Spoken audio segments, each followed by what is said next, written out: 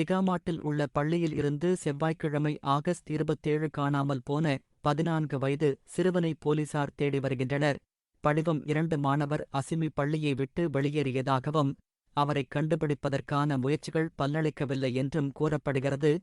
சிறுவன் கடைசியாக விளையாட்டு உடை அணிந்து காணப்பட்டதாக சிரம்பான் ஓசிபிடி முகமட் ஹட்டா சேத்தின் தெரிவித்தார். காணாமல் போன சிறுவன் குறித்து சமூக வலைதளங்களில் வைரலாகி வருகிறது.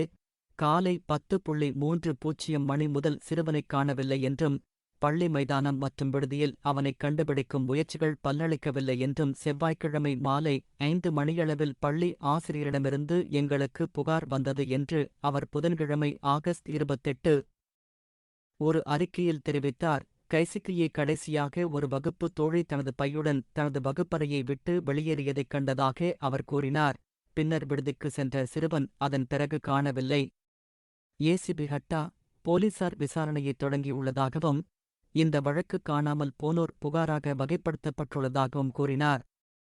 மாணவரின் இருப்பிடம் குறித்து தகவல் தெரிந்தவர்கள் 0143434007 என்ற எண்ணில் விசாரணை அதிகாரி தொடர்பு கொள்ள வேண்டும் என்றார்.